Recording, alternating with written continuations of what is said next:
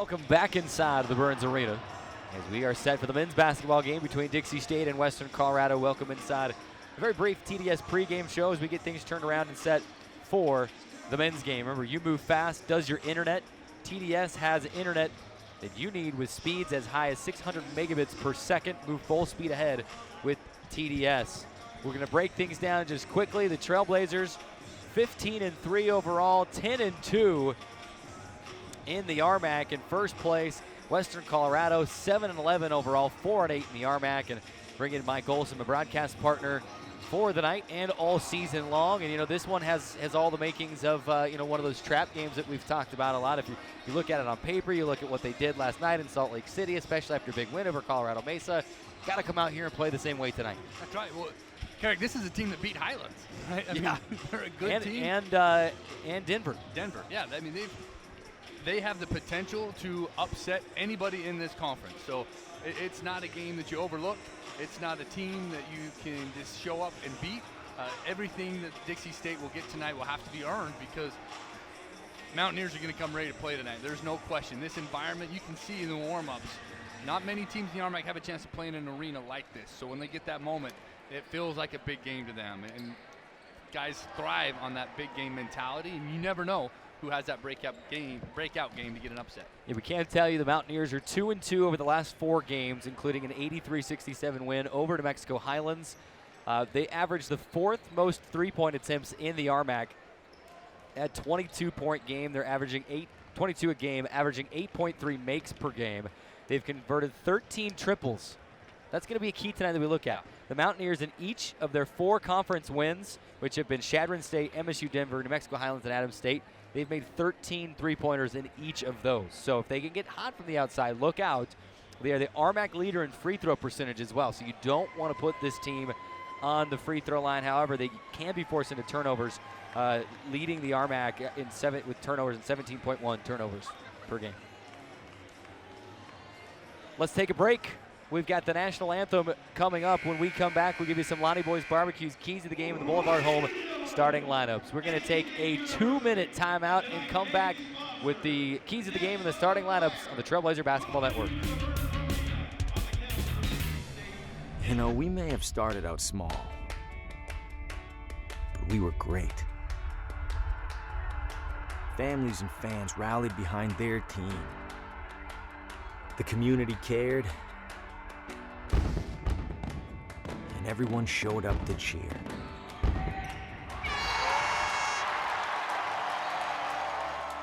Now, we're bigger than ever. Dixie State is going to Division I.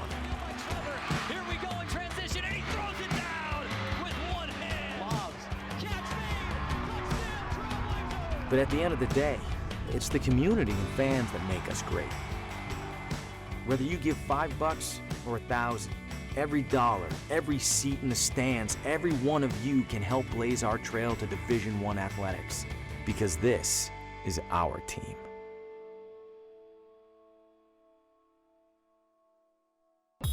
Radio Dixie 91.3. We don't play that.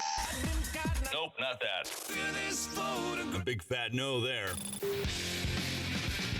That's what we play. And stuff like that. On St. George's only alternative, Radio Dixie 91.3. Oh, and from 9 till midnight, we play this. I need a one dance. And this. Radio Dixie 91.3 FM. I got you right where I want you. I make this one, it's over. I win. No pressure. Bring it.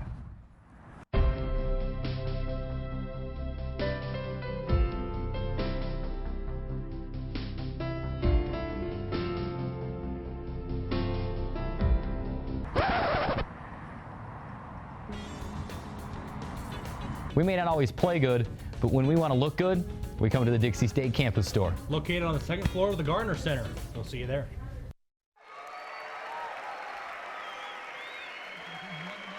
Welcome back inside the Burns Arena. The Trailblazers and Mountaineers getting set to do battle right here on the Burns Arena floor. Again, Western Colorado. The Mountaineers coming in with a record of 7-11, 4-8 in the RMAC. And before we get this thing tipped off and underway, Dixie State is honoring a great friend of this Dixie State basketball program in Marquette Johnson. The Trailblazers, you can get a shot of the Trailblazers bench. They're all wearing purple shirts with number 42 and the name Johnson on the back. This Marquette Johnson has been such a huge supporter of this Dixie State program, and a former player, actually, back in the junior college days. And it's Coaches for Cancer this weekend, and perfect person to be able to honor. Former player and just great friend of the program. And a couple of years ago when I was traveling, with this team, he'd be there. You'd be in the Bay Area, and Marquette would be there. I mean, he didn't miss a game, home or away. So Dixie State doing a great thing tonight and honoring Marquette and his family tonight before this thing gets tipped off and underway. It's Coaches for Cancer. You always see it. You see it, Division I level. You're watching the game on TV. You see the head coach wearing sneakers. What's that all about? Who dressed this guy? What in the world? And our coaches are doing that tonight as well. Coach Judkins talked last night about the only bad thing about the sneakers is that the refs can't hear his stomp, his classic Juddy foot stomp. But very, very great thing to do tonight for the Trailblazers to honor Marquette. And he does have cancer, and we wish him all the best in that fight. And he means so much to all of us around here. So we just appreciate him being here tonight. Let's transition. Hard to transition from something like that, from something that that's so important to a sporting event, to a game that we're just playing a game here. But let's name our Lonnie Boys Barbecue key to the game. We talked about a few things before the break, Mike. But what do you see as Dixie State needing to do tonight in order to get win number 16 and overall and win number 11 in the Armory? Well, number one, it's going to start with the paint. That little area, that triangle or rectangle right in front of the basketball hoop, that paint has to be dominated by Dixie State. That's their game plan. They are going to pound it inside. Second is every possession, Garrett, has to mean something. They have to value that basketball and make sure that they are valuing every single possession, limited turnovers. Third, and finally, they have to play with a lot of energy. We talked about this team's ability to go on a run. They have to play like the number one team in the RMAC if they're going to continue to be the number one team in the RMAC. So it's going to be all about energy and effort. There you go. Lonnie Boys Barbecue's keys to the game. And now let's segue into our Boulevard home starting lineup. We'll go first for the Western Colorado Mountaineers. It will start a 6'3" senior guard, Monroe Porter. A 6'1" senior guard, James Willis. A 6'1" sophomore guard, Cole Sinkneck. A 6'6" sophomore forward, Brian Reed. And a 6'9" sophomore forward, Cameron McMurray. The Mountaineers led by head coach Brad Schaefer. His 6th season at Western Colorado. 43 wins, 115 losses as the head coach at Western Colorado. For Dixie State, if it ain't broke, don't fix it, right, Mike? That's exactly They go the same 5. Jack Hagenkoff, Jason Youngblood, Frank Stain, Hunter Schofield, and Jared Green getting the start again down low as they go with the 2 bigs, Hunter and Jared. And that's been that we've talked about it all season long. That's been one of the big things about this Dixie State men's basketball team. Not only are they talented, in the guard play, but they're so deep down there in the post that it's tough for teams to compete. Because if Hunter's not on, Cameron's having a good night. If Cameron's not having a good night, Jared's on. It's so tough to compete when you have 3 big bodies that can really come in and play well. Well, it just wears on you. When you've got those big bodies that keep coming. These are guys that are setting screens. These are guys that are going after rebounds and posting up. And they're just one right after another. Those guys that you mentioned. Dixie's very deep when it comes to the post players. And when all of those guys are playing well, man, they are tough to beat. Let's play some basketball. Again, Mountaineers 2-2 over the last 4 games, including a win over New Mexico Highlands. The RMAC leader in free throw percentage. The Mountaineers will come in here wearing the road reds. White numbers, blue trim. It's a blackout. So Dixie State, you don't have black uniforms, but they do have these dark navies that they like to wear at home. And they'll be wearing those tonight. White numbers, red trim. Jared Green did jump it for the Trailblazers. McMurray for the Mountaineers. Let's play some basketball. The toss is made, and Jared Green gonna win it. Dixie State moving right to left across your radio dial in half number 1. It'll be Stain setting things up left wing. Top of the key, Schofield swinging over to Youngblood. Youngblood. The whistle rings out to stop the play, and an offensive foul. Frank Stain away from the ball. It'll be a turnover on the first possession of the ball game. We see this series, there's 1 screen, 2 screens, 3 screens, 4. I mean, Dixie set 5 screens on that, and the officials found one of them that they didn't like. 19:45 to play. 15 seconds gone by. Western Colorado, its first possession of the night. Here's Willis. Waiting for a screen, passes it left corner, Porter. Porter, a 4-year senior for the Mountaineers. Into the left corner, James Willis. Top of the key, Brian Reed. Harassed by Youngblood. Try to bounce it inside. Pass intended for McMurray, tipped away by Green, and here come the Trailblazers. Stain, back to Pagankoff. Over to Frank Stain on the right wing. Stain to Green. Leaves it for Jack for 3, left wing. Short. And this place would have gone nuts if he'd have made that one after his performance in the late part of the game last night. Mountaineers with possession. Sinkneck to the baseline right. He stepped out of bounds. Turnover. We talk about energy. They've definitely got it. And I'll tell you what, they're feeding off the energy of this crowd, who right away has been very good. Defensive chance and just very involved in the game. Great representation from the student body and community tonight.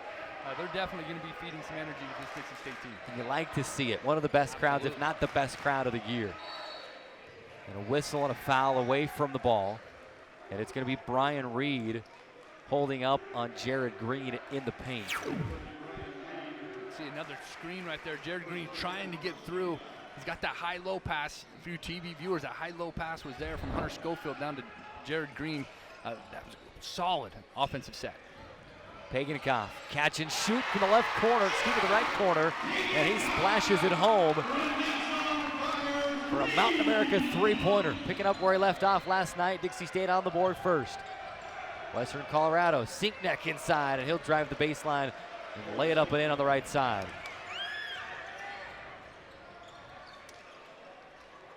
3-2, Dixie State a 1-point advantage, 18-18 to go. Pagankoff to Schofield. Schofield will lob to Jared Green, and he's pushed in the back, this time by Cameron McMurray. Another foul in the paint will halt play, and Dixie State will have it on the 22nd shot clock. And this is a third out-of-bounds play underneath the basket for Dixie, so they're going to have to go to all those out-of-bounds plays that they've been working on for the past couple of weeks. You never want to give a team the same look twice. Schofield will bounce it to the left corner, gets it right back. Backing in on Brian Reed, he traveled. Official running down the court explaining that Hunter Schofield moved his pivot foot. We'll see his left foot's his pivot foot, and it is a travel. He established that right foot as his pivot foot as he caught the ball, and then he dropped his left foot as part of his post play. Even though he moved it before he dribbled, still travel. 3-2, Dixie State trailing or leading by 1. 17:50 to go. Here's Reed to the right wing and Porter. Porter, top of the key, Sinkneck. Sinkneck, give and go, gets it right back. A layup high off the window. He crashes to the ground. He misses. Dixie State will have it. Moving up the left side is Pagankoff. Swing it to the right corner. Pass intended for Frank Stain, but Youngblood trying to go no look, get a little fancy on it, missed him, and threw it into the bleachers. Cheerleaders have got to be shot ready if they're going to stand that close to the court. That ball just went right to him. 3-2, Dixie State hanging on to the 1-point lead early. 17:20 remaining, first half. Monroe Porter fires a 3, misses on the right wing. And Dason Youngblood will chase down the long rebound. Youngblood across the timeline to Jared Green. Green to Pagankoff. Pagankoff, what a bounce pass inside Jared Green. Couldn't score the layup, but he's fouled, and a couple free throws coming. You know, and all in favor of giving Jack Pagankoff the assist. If he makes this free throw, raise your hand. I'm certainly raising mine. What a pass from Jack Pagenkopf. A little pick and roll action. But that's just practice and timing. I mean, Jack knew exactly where Jared is going to. How many times have those two run that pick and roll in practice? You know, it doesn't matter if it's Jared Green or Hunter Schofield or Cameron Chatwin. It doesn't matter. He's got that timing so dialed in on that pick and roll that all he has to see is that break between the defenders. He read the defenders, knew exactly what they were doing, was able to split the difference. Dixie State a 4-2 lead. Jared Green makes both free throws. And referee came over during the free throws and said that they want to take a look at Jack Pagenkopf's 3 during the next break, during the next timeout, and actually see if he did not step on the line. So that's coming up. 5-2, Dixie State a 3-point lead, 16:48 remaining. Here's Sinknecht. A little hesitation, now drives inside and lays it off the window. There's Judkins asking for a travel, not going to get it, and it's a 5-4 game. Sinknecht, really one of the leaders, really the leader on this team. Here's Frank Stain for 3, right wing, too strong, and the rebound to Monroe Porter. We'll hand off to James Willis. Now back to Porter. Porter to Willis. Willis to Sinknecht. He'll step into a 3 straight away, missed it off the right side. Ball is loose and pulled down by Jack Pagenkopf. Pagenkopf 1-on-3. He'll step into a 3 left wing. No. A long rebound, and Jared Green's going to chase it down. Trailblazers reset. Jack says, hey, I saved the game last night. I got the green light tonight early, right? Bounces inside to Schofield. Back to Pagenkopf. Baseline right jumper up and in from 17 feet. Another good shot right there by Jack Pagenkopf. Mid-range jumper. You don't see him shoot those mid-range jumpers very often, but when he does, he's right on. A 7-4 Trailblazer lead by 3. 15:45 remaining. Media timeout coming on the next whistle. Lob pass into McCurry, He'll try a cross-court pass. It's tipped and stolen. Youngblood in transition. Gets away from his defender and scoops it up with the right hand and through. 9-4. Dixie State a 5-point lead. 9:25 to go until halftime. Brian Reed to Sinknecht, left wing 3. Bounces off the back of the iron. Dason Youngblood chases down the rebound. Coach Judkins urging him forward. To Stain, right wing back to Jack. Jack to Hunter Schofield. Puts the ball on the floor left side to Jared Green to the free throw line. Green, the right side, and Youngblood. Youngblood, one dribble to the free throw line. Lets it fly, and he swishes it home. 11-4 Dixie State lead with 14:57 to go. Well, great start there for Dason, who he's scoring multiple ways. You saw him in transition, getting a bucket, and that time utilizing that pick and roll, coming off that Jared Green string solid. Mountaineers the other way. A lob pass over the top to McCurry, and he'll catch and score in the paint. McCurry, his 13th appearance this season. A season high, just 4 points last night at Westminster. And a dish inside from Frank Stain to Hunter Schofield. He answers on the left side of the floor with a lay-in. 13-6. Dixie State back up on top by 7.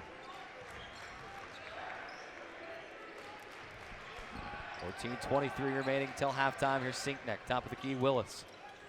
Willis to Porter. Will step into a 3 left wing, and he buries it. Monroe Porter, his 25th three-point make of the season, and it's a 13-9 Dixie State lead. 14:08 remaining. Stain, top of the key to Green. Looking inside, Schofield was wide open, but Green couldn't get it to him. Went over the top instead of bouncing it, and it's stolen. 13-9. Unforced turnovers there. Not good for Dixie State. And they go over the top, same play from Sinknecht to Cameron McCurry, and he catches and scores again. Just like that, it's 13-11, and a 5-0 run for Western Colorado. 13:52 to go. Coaches called timeout, but it's time for the media. We'll take it. 13-11, 60-second timeout, and back on the Trailblazer Basketball Network.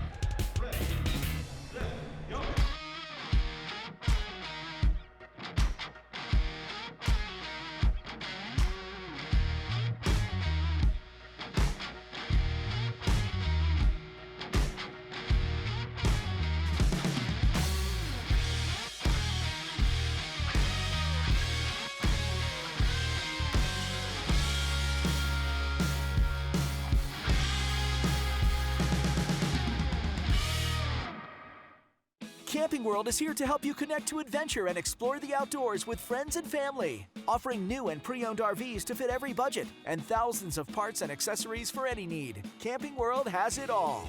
With over 130 supercenters nationwide, you're never far from America's #1 RV dealer. No matter where your adventures take you, whether you need an RV, parts, or service, Camping World is here to help you every step of the way. Visit Camping World in St. George or shop campingworld.com today.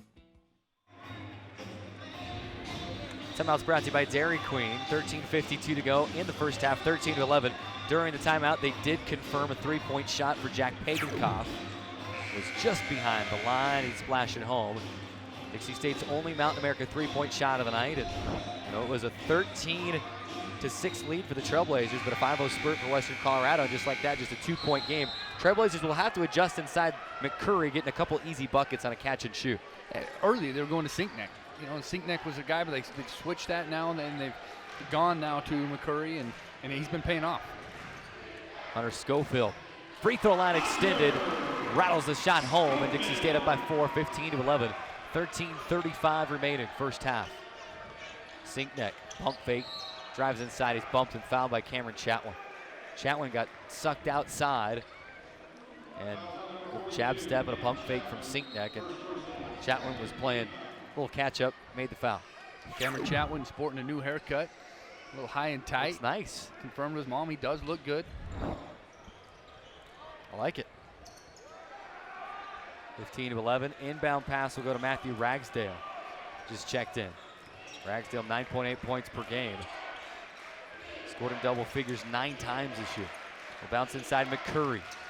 McCurry trying to wrap it around back to Sink Neck, and 3 blue jerseys there for Dixie State trying to get the steal, and they couldn't handle it, tipped it out of bounds. 8 seconds on the shot clock. That was a good possession there defensively for Dixie State. They're making that adjustment defensively, not letting McCurry get that position where he wants. So they're also putting so much more ball pressure on the ball, making that entry pass extremely hard to get to McCurry. It'll be Connor Shaw to lob it in. Shaw, a North Ogden, Utah native. Probably got some family here tonight. He'll pull up a deep 3 left wing. It's short and crawls over the top of the backboard. For a minute, it looked like it might die on the front iron and go in, but it crawls over the backboard. Shaw played high school, played at Umpqua Community College after playing at North Ogden High School. The lone Utah man on the Western Colorado roster. Pagankoff, top of the key, Schofield, trying to enter the pass to Cameron Chatwin through traffic, and it's stolen. Shaw leaving it with Will Willis in transition over to the right wing. Ragsdale for 3, buries it. 15-14, Dixie State a 1-point lead with 12:43 to go until halftime.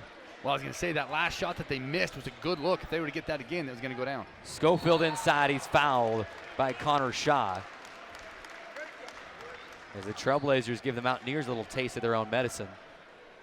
And Schofield gets loose inside. He can't score, but he's fouled. Schofield, pretty good free throw shooter. Will go to the line for a pair of free throws. 70% for Schofield. He makes the first. That's his 71st make from the free throw line this season. It's a good catch and score there by Hunter Schofield, who his momentum was taking him, almost underneath the basket. To catch that, gather himself, and still go up and contest that shot, or to contest a score that shot, was a great move by Hunter Schofield. Schofield makes both free throws. This is brought to you by Vintage at Canyonlands, and Jacob Nichols will check into the ball game. The spark plug. A ball of energy for this Dixie State squad. Avery Rembow into the game for the Mountaineers. Here's Shaw, left wing, to Ragsdale. Now Rembow. Rembow to Reed, kicking into the right corner. It's Will Willis. Shot blocked, comes down, 4 to shoot. Mountaineers still have it. Rembow stuffed at the basket. And it's going to be a foul call on Jacob Nichols. He's upset because he felt like on the play before inside that he tied the ball up and that it should have been a jump ball. He didn't get that whistle, and it will send Avery Rembow to the free throw line, an 85% free throw shooter. Love Jacob Nichols' hustle there on that play. He made the rotation. He got there in time for our TV viewers right here. He's playing in the post. He's good. Yeah, almost catches it. Close. Probably could have been called that way. Then he rotates back again, and that's the ball pretty clean to me. Rembow will make both free throws. And it's a 17-16 Dixie State lead. Again, Western Colorado, the leading RMAC free throw shooting team. in the conference and almost 80% as a team. Here's Andre Wilson for 3 right wing. No. But a whistle and a foul away from the ball underneath the basket will go against Brian Reed, and so Dixie State will have it back. 11:55 to play. We got to go to a timeout. Trailblazers 17 and Mountaineers 16. 1 minute timeout and back on the Trailblazer Basketball Network. When Southern Utah thinks of home furnishings, they think of Boulevard Home. But when Boulevard Home thinks about home, Southern Utah comes to mind. In 1974, local pioneer descendant Tony Whitwer decided to start a furniture business. He decided to name it after Southern Utah's most famous street, St. George Boulevard. Even though Tony has retired, his family's legacy still lives in who we are, a company dedicated to one goal, making your house home. Boulevard Home. Home is who we are.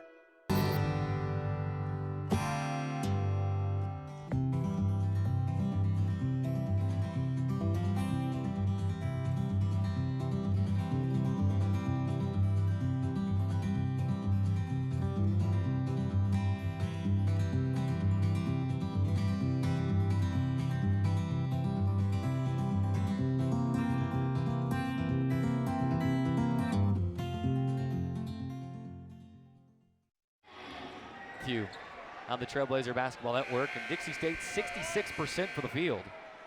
And just a 1-point lead as Western Colorado 54% from the field, and they've hit from the outside twice. Trailblazers with the possession out of the timeout.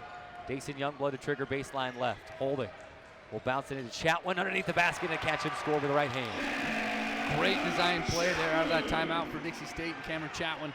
Great looking shot. 19-16, Trailblazers a 3-point advantage. Rimbaugh, right corner. Will swing it right side, looking for Willis. 2 players with the last name of Willis on this team. Rimbaugh for 3 right wing. Rims out, ball tapped around, and ultimately into the hands of Dason Youngblood. Youngblood one-on-one with Rimbaugh in transition. Gets in the lane, throws up a shot, missed it, had his own rebound, and then lost it, and then a whistle and a foul. Going for the rebound. Who's that against, or did it go out of bounds? Who has it? I think Dixie State has it. Dixie's ball. Western Colorado was on the end line. Again, you know, it's an out of bounds underneath the basket for Dixie State. 11:23 to go. Pagan copped the trigger baseline left, and a whistle and a foul as Youngblood knocked to the ground by Will Willis. So you've got Will Willis and James Willis. They're both from Parker, Colorado. A couple of years difference in age.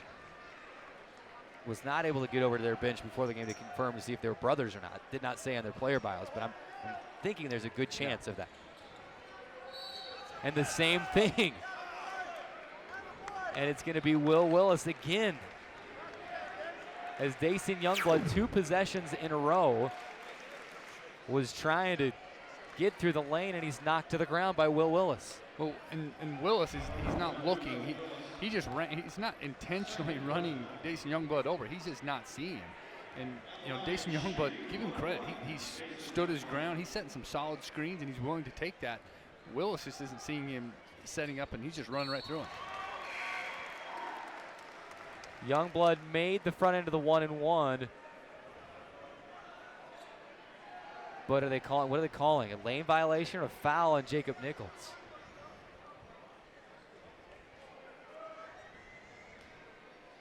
Let's take a look at that replay. We don't know what they're calling. They may be discussing. I mean, so you got Nichols here. He's not in early. He kind of hooked the arm of Willis. Well, they called it. He signaled for a foul. Yeah.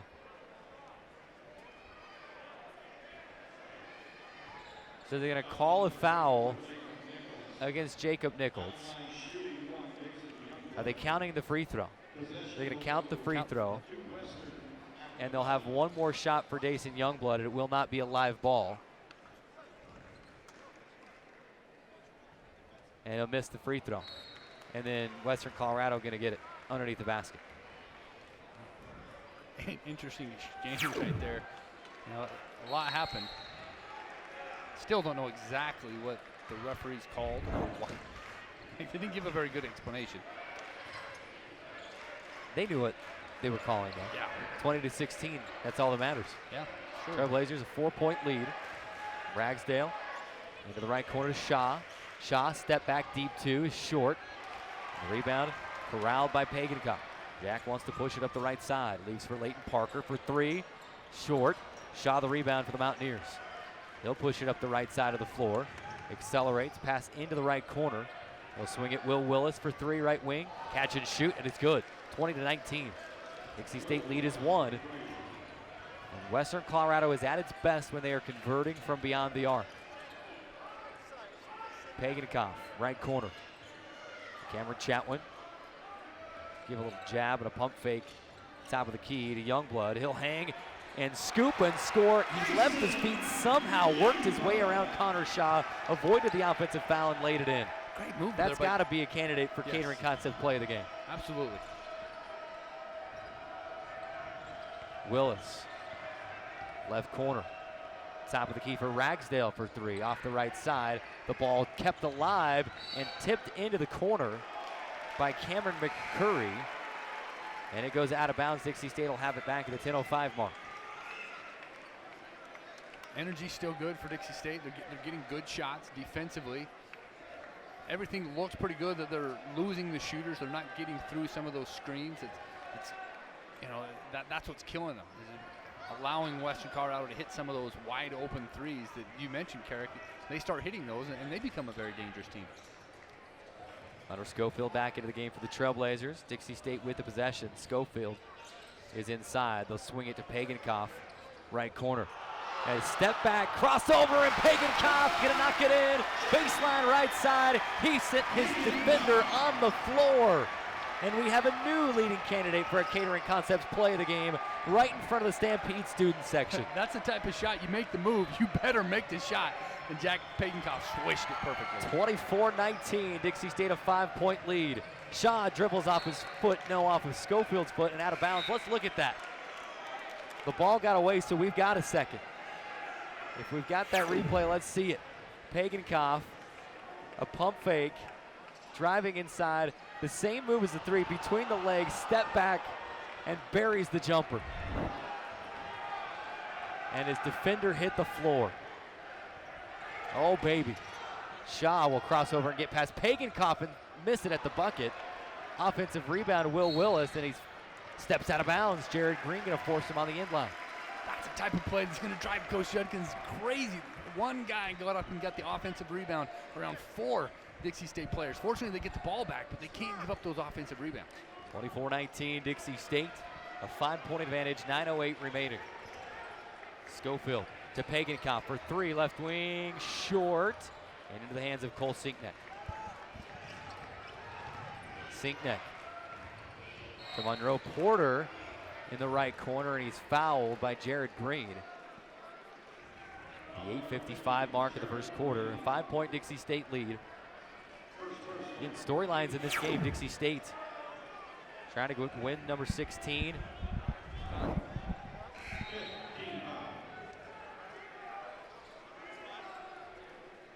It'll be the 15th foul against Dixie State. Cole Sinkneck, baseline right. The lob into Shaw. Shaw to Porter. To Reed. Swing it left corner. Porter for three. Fires. It rims out. Dixie State the rebound. We're going to have a foul called on Dixie State.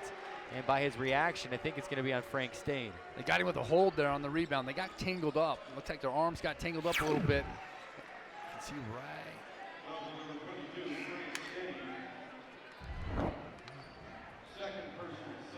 8:42 remaining, 16th foul against Dixie State. So now with every subsequent foul, both teams will be shooting. 17 fouls against Western Colorado, 6 against Dixie State. 8:42 to go. Inbound pass to Porter. We'll swing it out Sinkneck. Touch pass to the left side and Brian Reed. There's Shaw. Right wing Porter. Porter skip past left corner. Sinkneck. Step back three. Left wing. Bang. Hey, you're not the only one, Jack Pagenkopf, has got a step back three. And Sinkneck has 7 points. He's scored double figures in every game this season but 3. Good player. Pagenkopf to Jared Green, working on the left block to Andre Wilson. Right back to Green. Green giving it to Youngblood, catch and shoot, 15-footer, left side short. And Dixie State going to get called for a foul. Jared Green barrels into Cameron McCurry, going for the loose ball. You love the hustle. I mean, Jared Green's getting on the floor, he's playing hard, and going for that 50-50 ball, and you got to love that effort. There's no problem, picking up that foul for Jared Green, because that's a hustle play, and you love the effort there by Jared Green. 24-22, Western Colorado hanging around here in the first half. And free throws here from Monroe Porter, senior guard out of Parker, Colorado. 4-year senior for the Mountaineers.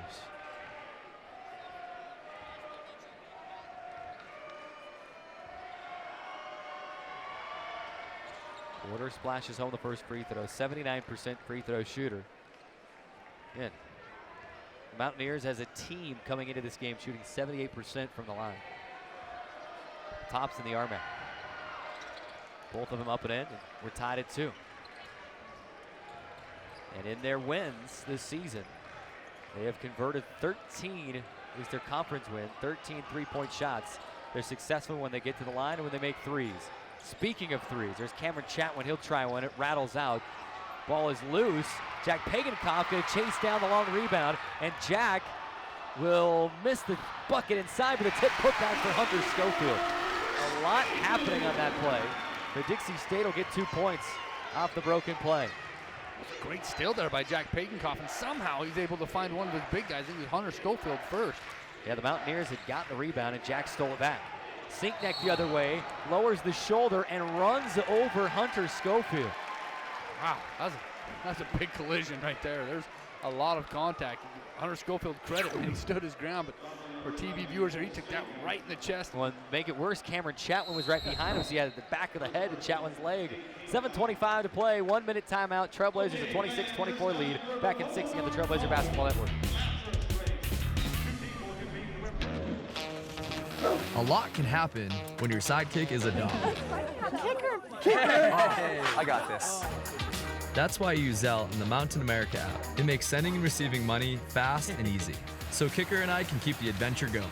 Zelle is now in the Mountain America mobile app. Quickly send and receive money from almost anyone with a bank account in the U.S. Kicker, my sleeping bag.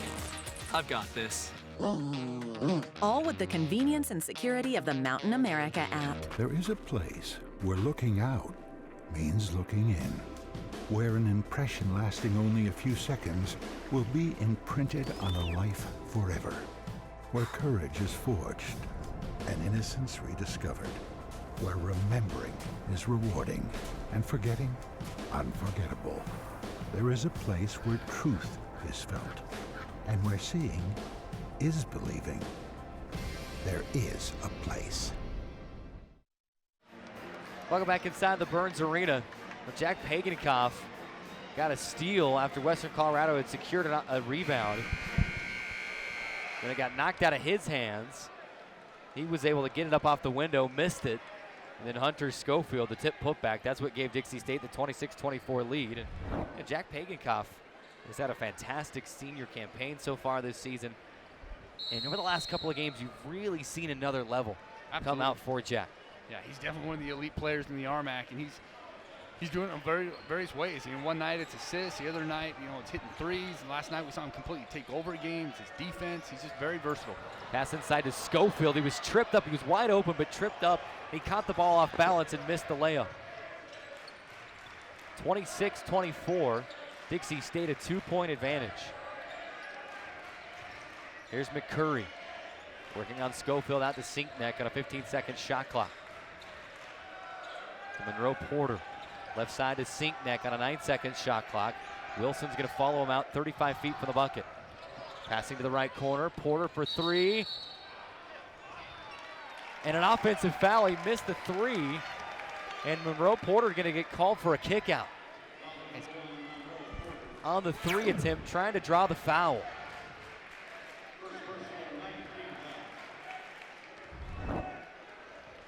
Saw him go up and extended that right leg, hoping to get a call, and it just didn't go his way. Dixie State, a 2-point lead, trying to add to it here. Going to do some work before halftime. Youngblood, right wing, bouncing to Chatwin. Baseline right side to Schofield, right elbow. Puts it on the floor, driving to the left. Got his Pagenkopf. And the angle left. Bouncing in, left block, Schofield to Chatwin. A jumper from 15 feet, left it short, just caught the bottom of the net, and that's it. Here come the Mountaineers. 6:10 remaining. Porter. To Reed. To James Willis. His shot is denied at the bucket. Dixie State has it. Schofield brings it down ahead to Pagenkopf. Quickly to Youngblood. Crossing over to his left in the paint. Will hang and scoop it and hit on the arm, so he couldn't get it out the window. With 2 free throws coming for Dason Youngblood. Dason Youngblood's been extremely aggressive tonight. He's been very good at getting to the rim and creating offense for himself. He's gone to the line. Tonight he's 1 for 2 from free throw line, 3 for 5 field goals. He's just being very aggressive. You can see that he's kind of changed his game just a little bit tonight. A little bit different mindset. Very offensive minded. He's been solid defensively. We just love this aggressive take right here as he gets right to the middle of the floor, powers up, gets contact, just about gets a 2-and-1. So early on, love the play of Dason Youngblood. Makes the first free throw, 27-24. Dixie State the 3-point lead and makes the second. Free throws brought to you by Vintage at Canyonlands. Remind you, our Seven Oaks Jewelers halftime report is coming up in 5 minutes and 50 seconds of game time. At 28-24, Dixie State lead, Monroe Porter right wing. Top of the key, Reed. Loses his footing and threw one off the window. It banged in and he's going to get called for a travel first. And he's saying, come on, just give me that one. Yeah, if I'm going to make that shot, just give it to me. That's a type of shot. That's an automatic H for me and Horace. There's no way I'm making that shot. 28-24, and he probably couldn't duplicate it again. Dixie State a 4-point lead, but trying to add to it. Schofield driving inside, shot blocked out of bounds by Brian Reed. Block just his second block this season. But he's able to get a hand on that one and knock it out of bounds. Pagenkopf, baseline right, finds Youngblood. He'll back it out, the angle right side. Pick and roll with Chatwin. He gets inside and missed it. Disrupted partially by Monroe Porter, but still a good look. Here come the Mountaineers. 5:15 to go, first half. Into the right corner, a 3 on the way from Ragsdale. It's short. Dixie State claims the rebound. Pagenkopf quickly up the floor to the free throw line. Angling right, turnaround jumper, fading away, and he splashes it home. Nothing but net. Jack Pagenkopf, you can't make anything look easy. There's always got to be some sort of spin or fadeaway, and boy, does it look nice. Well, his penetration's awesome. When we got that outlet, he just took it. And Western Colorado got back, but he just got so deep and was able to create that offensive jump shot. Pagenkopf with 9, and it's a 6-point Dixie State lead, 30-24. 4:38 until halftime. James Willis will swing it back to Ragsdale for 3, and he gets one to go. It took him 3 tries to get it, but he gets it there. His 37th 3-point make of the season. 30-27, Dixie State lead, up from 6-3. Schofield into the right corner. Pagenkopf to answer, rims out. Chatwin fighting for the offensive rebound, can't corral it, and into the hands of McCurry and the Mountaineers. 30-27, Dixie State a 3-point lead as we approach the final 4 minutes of the first half. Reed into the lane, ran over Andre Wilson, but the referee says before that he was bumped by Cameron Chatwin. So media timeout, under 4, 3:57 to go. Dixie State 30, Western Colorado 27. A 1-minute timeout, back to the Burns on the Trailblazer Basketball Network.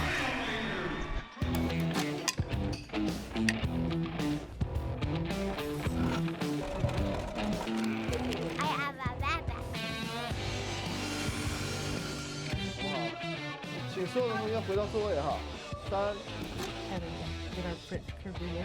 And there's the bottom. Does this one have more water?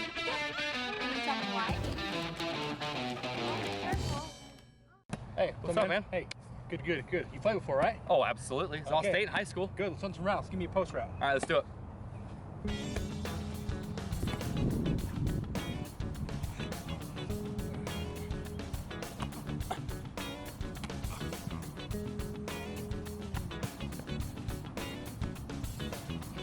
We may not always play good, but when we want to look good, we come to the Dixie State campus store. Located on the second floor of the Gardner Center. We'll see you there.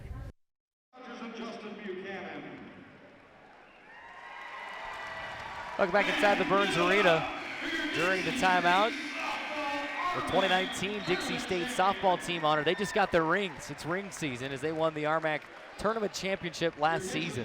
They won 3 games on the last day of that tournament, including 2 over Colorado Mesa on the Mavericks home field in Grand Junction to secure their first conference tournament championship and then their 11th consecutive trip to the NCAA tournament. Every year that softball team has been eligible to compete in the postseason, they have been there. And head coach Randy Simpkins and his squad have done a phenomenal job. Exciting things year going on. after year. And we're just weeks away, week and a half away from softball season starting again. The front end of the 1-and-1 from Brian Reed, no good out of the timeout. Dixie State the rebound. And back to basketball inside the Burns. Here's Wilson to Youngblood. Youngblood to Pagankoff, right wing. Pagankoff to Schofield. Schofield spinning to the baseline. A floater is too strong, and here come James Willis and the Mountaineers. Porter will swing it right wing. Will Willis for 3, too strong. And the rebound at Dixie State, and a foul going to be called against Brian Reed. Jacob Nichols is going to be happy about that call. He's been working all night to try to get those. He's blocking off. He's doing everything that he can. He's been whistled for 2 of them himself, and finally found himself on the other end of one of those calls. A lot of those rebounding calls, Carrick, tonight, a lot of rebounding calls. The referees are catching that stuff going on before the shot goes up. Guys jockeying for position, trying to block off and get rebounds, and they're really trying to clean that up a little bit. Nichols, free throw up and in. The front end of the 1-and-1. We need to take another look at that foul. And it was very brief, but there was contact. The same thing that Nichols got called for. Exact same thing. Guys are using their arms to box off, and what the referees are trying to say, hey, you got hands up, use your butt, use your back, use your legs, box them out, but you can't use your arms. Both free throws up and in for Jacob Nichols on the trip to the Vintage at Canyonlands free throw line. And a 5-point lead again, 32-27, 3:15 to go until the break. Coach Judkins preaches the 4-minute battles, and this is the big one here. Who will take the momentum into the locker room? Here's Willis. Now to Porter. Porter back to Willis, 3-point land straight away, 8 to shoot, trips and falls, but able to pass to McCurry first. He misses the jumper, baseline right side.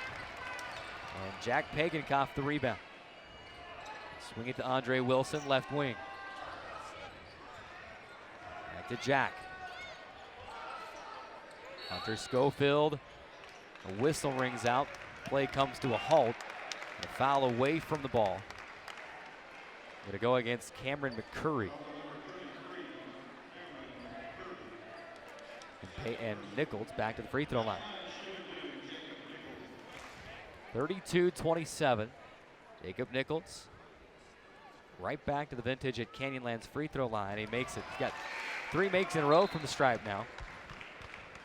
Trying to make it 4.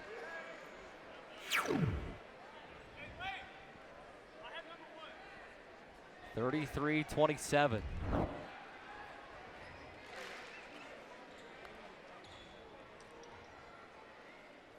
Nichols bends the knees, lets it fly, and he splashes it home. 7-point lead for the Trailblazers, matching their game-high lead.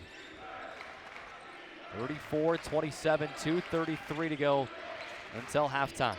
Ragsdale to Porter, driving in on Pagankoff, kicks it back out to Willis, missed it. And Leighton Parker had it in his hands, was knocked out of bounds. Dixie State will get it back. You know, with the way this game's been called, I mean, I think the calls have been great. But offensive, like rebounding calls and balls going out of bounds and tips, hasn't allowed Dixie State to get that transition offense that they're so used to running. It's going to be a lot of walk up the court, not a lot of transition opportunities for Dixie State. Pagankoff dribbling to his left, whipping it to Youngblood, right corner, a couple of dribbles inside, and he buried the mid-range jumper from the right side. 36-27, Dixie State lead to 9, a game-high mark, and Dason Youngblood has 11 points, a game-high mark for Youngblood. 1:55 to go. Under 2 until the break. Ragsdale to James Willis. With James Willis and Will Willis on the floor at the same time. And they've got to be brothers. A lot of resemblance there. Yeah. Porter, a right-hand floater in the lane. Missed it. Hunter Schofield, the rebound, and he's going to get called for an offensive foul. Trying to clear out. He did duck the shoulder. He doesn't like the call. He's asking for at least a flop warning on it. Not going to get it. And, you know, the shoulder did dip. But Coach Judkins said, hey, he's got to give him that space.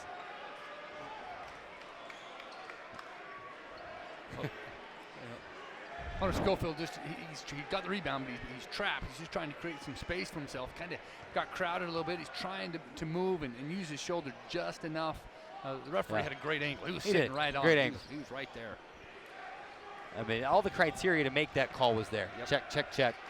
You know, whether or not there was a little embellishment, that's beyond the point. The criteria was checked. He got the call. Porter knew what he was doing too. Yep, I mean, he absolutely. knew exactly what was happening. Will Willis, left wing, driving inside, can't hit with the right hand, a runner. Dixie State the rebound, 1:16 remaining until halftime. Pagankoff will bring it up the floor, hesitates, now accelerates, stops spinning in the lane and floats and scores with a teardrop straight away from 5 feet. Pagankoff has 11, and it's 11-point Dixie State lead. James Willis to answer, a runner in the lane. No, tapped around, offensive rebound, chased down by Will Willis. 15-second shot clock, 52 on the game clock. Porter to the right side, James Willis for 3, right wing, too strong. Ball tapped around, out of bounds to Dixie State with 45.7 seconds remaining. Western running a lot of these flare screens where Willis is trying to get open. He goes one way and then he comes back off of another screen. Dixie State's been caught on those flare screens a couple of times. That's what Coach Judkins is trying to get his guys to understand. You can't get screens. You got to see the ball. You got to get through those screens, and you've got to communicate to each other and not allow those screens to happen. Pagankoff looking for Schofield inside. He'll catch. Can't hit it inside, and then he's going to commit the frustration foul afterward, going for the rebound. And Will Willis hit the ground hard.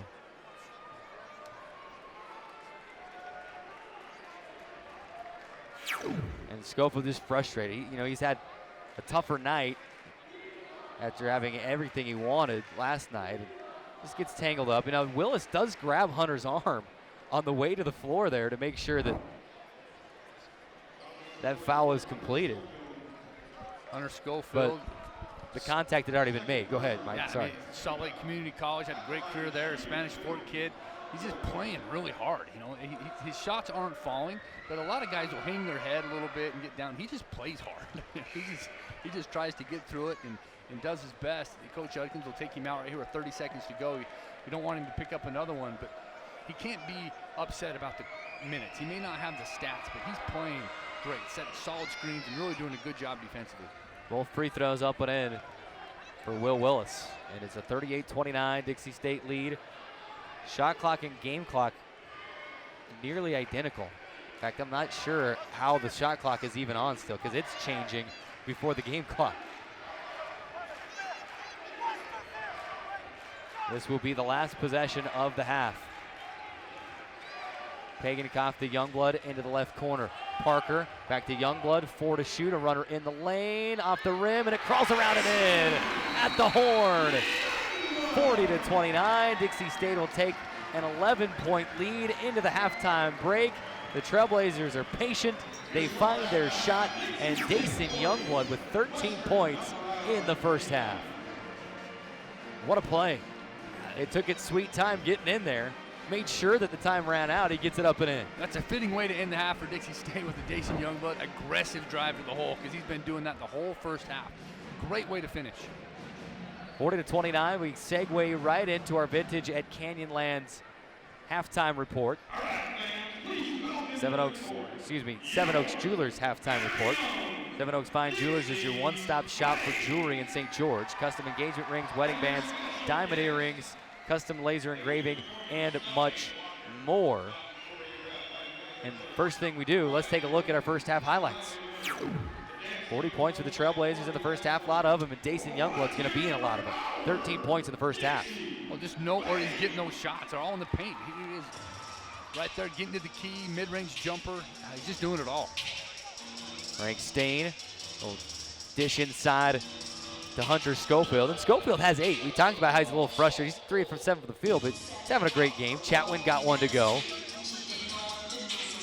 Youngblood hang and scoop and score in the lane. 13 points. And there's our leading candidate for the Catering Concepts play of the game, the crossover, the step back, breaking ankles for Jack Pagankoff, and then the steal. He just never gives up. He may have gotten away for the travel there, but keeps with it. The Trailblazers are going to get a bucket out of it. Jack Pagankoff again to stop the spin, to score. He had a great half. He did. Had a phenomenal half. Youngblood good, right there. That crossover dribble that gets him right to the paint. He's just been in attack mode all night. Pagankoff again. And Youngblood right before the buzzer. Bounces around and gets it to go before the horn. Those are your first half highlights. And we continue to talk about this thing. The Trailblazers a 40-29 lead at the half. You know, Western Colorado doing what it needed to do to hang in there. And then finally, over the last 5 minutes of the half, Dixie State able to create a little bit of separation. And you knew coming into this game that Western Colorado was not going to come in here and roll over. You know, in fact, in these back-to-backs, and I'm not saying that this is necessarily how it is, but in these back-to-backs, you almost have to choose one game that you're going to really prep for and really work hard for. And, you know, Dixie State's going to get everybody's best every single night. They're the RMAC leader. You're leaving the RMAC, not just leaving the RMAC, but leaving the RMAC to go to Division I. That's right. So you're going to get everybody's shot. You have the biggest and the best arena in the conference. Everyone wants to play their best game here and try to knock you off on your home floor. So you're going to get everybody's best game here. And I thought Dixie State did a great job with the last 5 minutes of being patient, finding good looks offensively, and then being disciplined defensively and not giving up some of the open shots that were there early in the half. Really turned things around over the last 5 minutes of the half. Exactly, Carrick. And where they got it done is from the free throw line. I mean, Dixie shooting 11 for 12 from the foul line. They took advantage of that opportunity, and the free throws were good. They've also taken care of the ball. Not bad, 6 turnovers first half. You know, if they can continue that pace, you know, this is the recipe for a very successful Dixie State half. You know, they're shooting the ball well. They're moving the ball, finding each other. They're not being selfish. Finding each other open looks, and then defensively, there were a few times where they got loose, gave up a few threes that they probably could have got through some screens, but other than that, good effort. They've held them 9 of 28 shooting, so defensively done a good job. Yeah, and you know, we talk about a couple impact players for Dixie State as well. Dason Youngblood, I think he's our leading candidate for our SkyWest Airlines player of the game right now. Youngblood 13 points, 5 of 7 from the field, 3 of 4 from the free throw line, 5 rebounds, 2 assists. I mean, how's this for almost an identical stat line? Pagankoff has 11 on 5 of 10 shooting, 5 rebounds, 2 assists, 1 steal. Dason Youngblood 13 points on 5 of 7 shooting, 5 rebounds, 2 assists, 1 steal, 1 block. But, you know, Youngblood a little bit better from the field right now, 3 for 4 from the line. He's got the block to go in there as well. But Schofield certainly making an impact. He's got 8 points, 4 rebounds. Jared Green has a couple of points. Jacob Nichols has come in, hit 4 free throws. Cameron Chatwin a couple of points as well. You know, everyone taking part in this game tonight and doing what they need to do to help this team win the game. Because if you don't win this game tonight, the win over Colorado Mesa last night means nothing. Absolutely means nothing. So the Trailblazers a 40-29 lead at the halftime break. So let's step away. We'll take our 5-minute halftime break and come back on the Trailblazer Basketball Network. You know, we've been brainstorming for new ideas on Trailblazer Weekly, and we thought, why don't we try to get some more well-known personalities on the show? And then we thought, who better than Brooks the Bison? He would be a fantastic guest host. Okay, Brooks, in 5, 4, 3.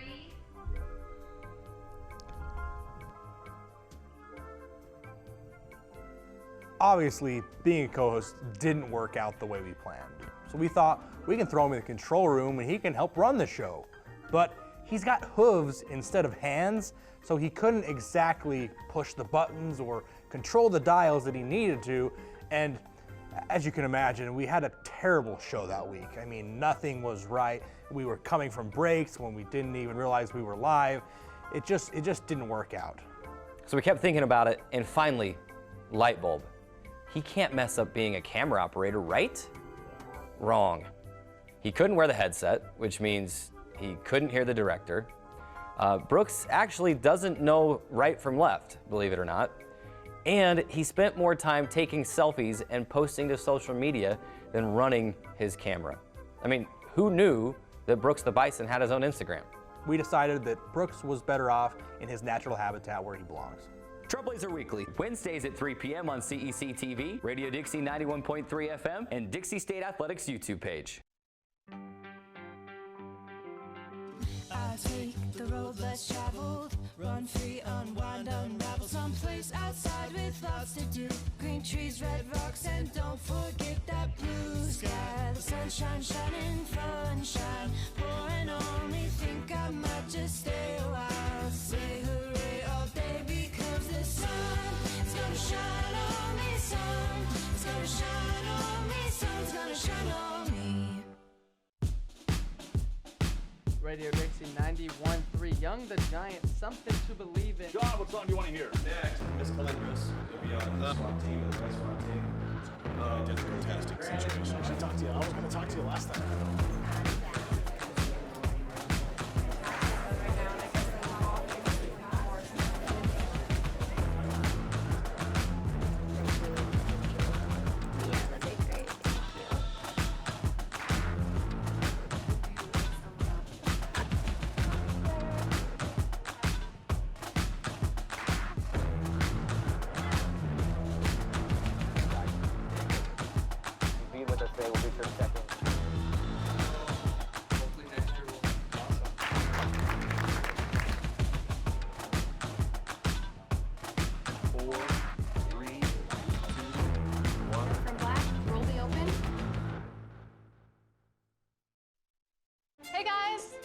Today. Good. I'm here to talk about how with technology you can make amazing worlds. Come with me. My team and I groomed the Halo world to life. Is that you? That is me. I wasn't a math genius and I knew nothing about coding. But you guys do. You guys have the power to change things. I want your job. I want you to have my job.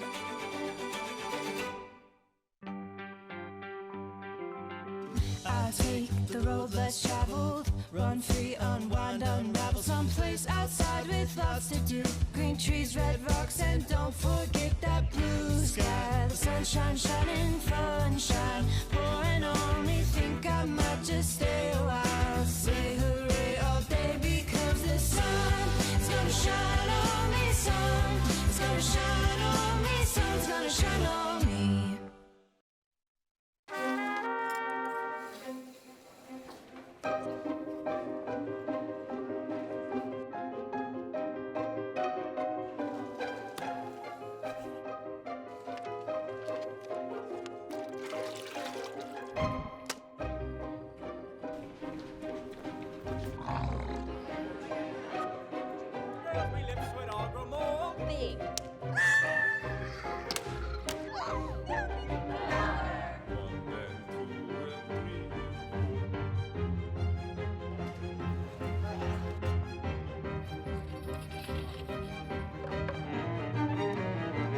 Welcome back inside the Burns Arena, the Trailblazers, a 40-29.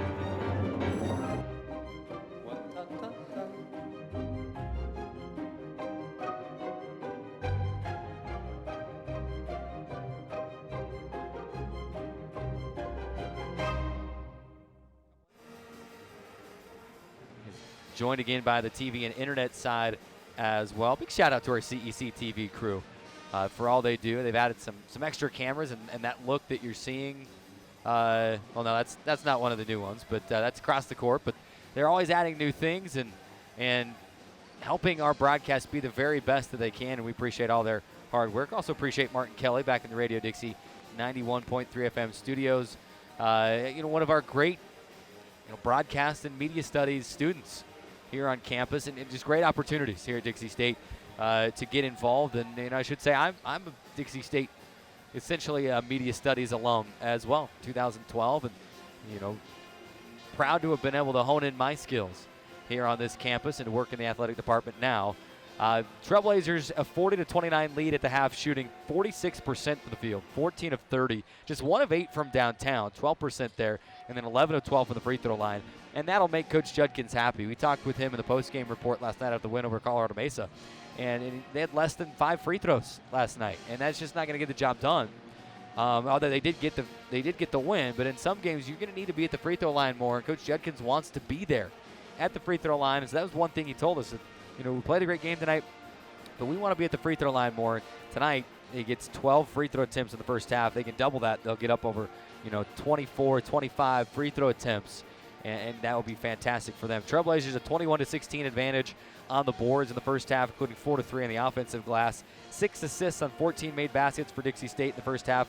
6 turnovers, a block, 3 steals, and again, 11 for 12 on the free throw line. Meanwhile, Western Colorado, 32% from the field, 9 of 28. 5 of 16 from downtown, 31% clip there. So they've converted on 4 more three-point shots than Dixie State, and the Trailblazers have an 11-point lead. And then 6 of 7 for the free throw line for Western Colorado, 85% clip there. Impact players for the Trailblazers, 13 points for Dason Youngblood, 11 points for Jack Pagankoff, 8 points for Hunter Schofield. For Western Colorado, it's been kind of mixed all over the place. Cole Sinkneck has 7 points, Matthew Ragsdale with 6. On a pair of 3-point shots. Monroe Porter has 5, and 4 points for Cameron McCurry for Western Colorado. Let's take a look around at some of the other games happening in the Rocky Mountain Athletic Conference. And before we do that, we'll look at our RMAC standings. Dixie State tied atop the RMAC standings with Black Hills State, both 10-2 in the conference. Black Hills State, we'll give you that score first, is at CSU Pueblo, and that's a tough place to play. They've got a nice facility there. Black Hills State a 4-point lead, 48-44 over CSU Pueblo at the half. We'll keep an eye on that game throughout the second half here, kind of keep you updated and let you know what's going on there. A Dixie State win and a Black Hills State loss tonight would mean sole possession of first place for Dixie State. We continue on down those RMAC standings. Two-way tie for third. Colorado Mesa and Colorado School of Mines both at 8-4 overall. We look up the road in Salt Lake City, and Westminster has just used a 10-0 run to take a 48-40 lead over Colorado Mesa in the second half.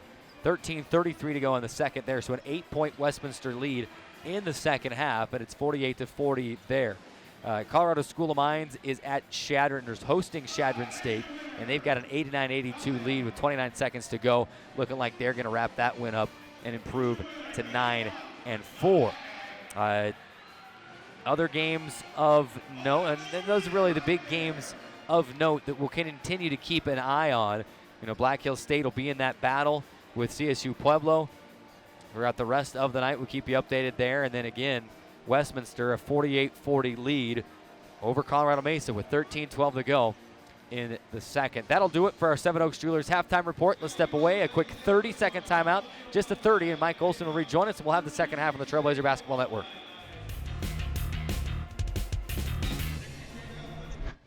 For over a century, Dixie State University has been shaping the Trailblazers of tomorrow by providing a culture of active learning, active life. With a paradigm of real-world experience mixed with cutting-edge technologies and rich traditions, we provide one of the most affordable educations in the West, set against the most stunning backdrop on the planet.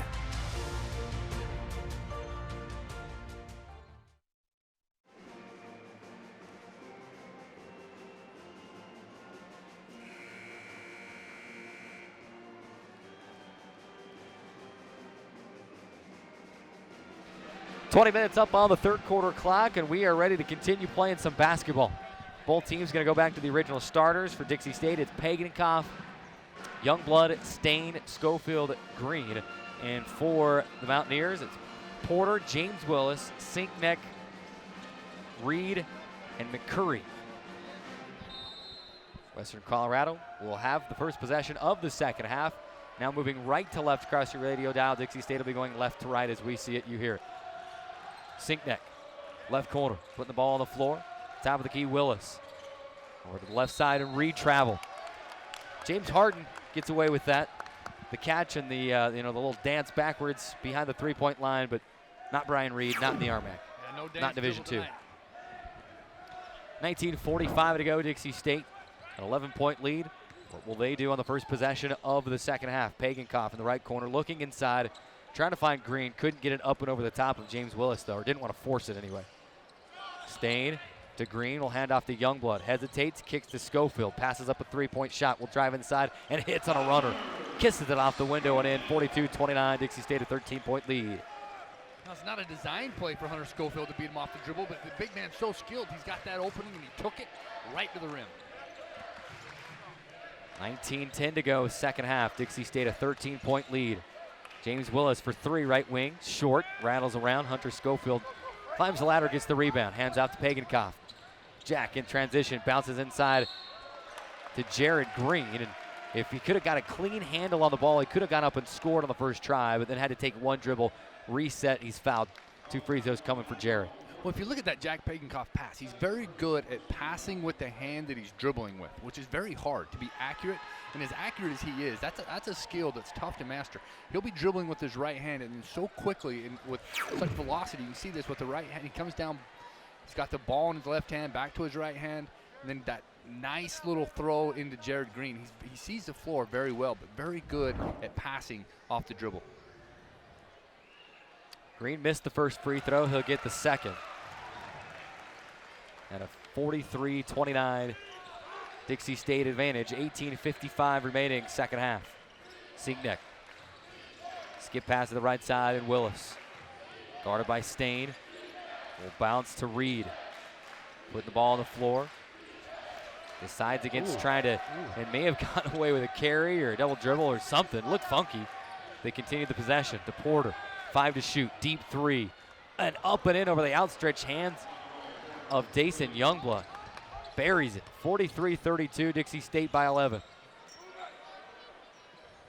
How will the Trailblazers respond? Schofield. Dribble handoff, Pagankoff to the right side. Stain to answer. Too strong, and the rebound into the hands of McCurry. Sinkneck will hand off to Porter. The Mountaineers bring into action on the offensive end.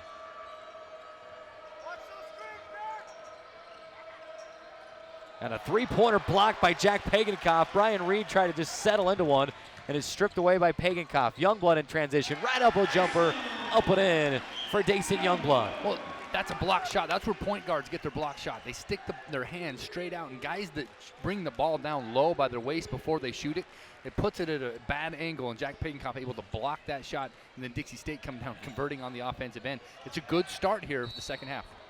Mountaineers try to go backdoor cut, and a pass from Sinkneck is kicked into the fifth, well, I was going to say the fifth row, more like the 15th row by Cameron Chatwin. If Coach Paul Peterson's here, he might be looking at that and say, hey, I know we got a good kicker in James Baird out there, but, you know, it might not hurt to have another foot on the team. Never hurts to have another kicker on the bench. 45-32. Dixie State a 13-point lead, 17:25 remaining.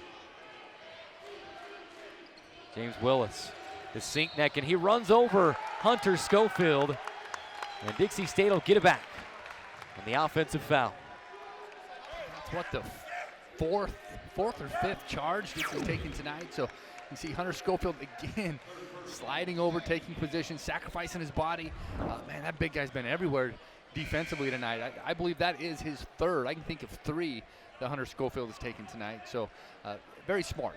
He's a good big man, and he understands the game well enough that he can slide over, he can help on defense, and just strong, able to take those charges. The third foul against Cole Sinkneck. So Ragsdale will check in for him. Youngblood hands off to Pagankoff. Jack looking to the left corner. Frank Stain, catch and shoot 3. Rims out. Good looks, just won't stay down. Can't quite get him to go. 45-32. 16:52 to go. Dixie State by 13. Ragsdale to Willis. James Willis with possession. To Porter, catch and shoot, left corner, and it's good. Monroe Porter splashing home a 3, and it's a 10-point Dixie State lead. Porter, 3 threes tonight now. Stain, right wing, guarded by Porter. To Hunter Schofield. Schofield to Stain. Stain will try to enter a pass to the post, left side of Jared Green. It's kicked out of bounds. They're going to say it just went off the leg. No kick. Shot clock will remain at 12. 16-18 on the game clock. Into the game for the Mountaineers, Connor Shaw. Still the original starting 5 for the Trailblazers. In the early going of the second half, Pagan-Koff into Schofield. He'll catch and score. Didn't even need a dribble. The most basic of out-of-bounds plays, but it's so successfall. Well, and that time you get a screen from a guard for Hunter Schofield, so then returning the favor. Usually it's Hunter Schofield screening for the guard. That time the guard screening for Hunter. Ragsdale for 3, right corner. Rims out. Pagan-Koff the rebound. 47-35, Dixie State the lead. 15:55 to go. Pagan-Koff, right wing, top of the key, Jared Green. Swinging to Stain, looking inside. Schofield will catch and score, and one. Count it. 47, make it 49-35. With 15:48 to go, that'll take it to the media timeout. And when we come back, Hunter Schofield will try to complete the three-point play. 60-second timeout and back on the Trailblazer Basketball Network. Hey, what's up, man? Hey, good. You played before, right? Oh, absolutely. It's all state, high school. Good, let's run some routes. Give me a post route. All right, let's do it.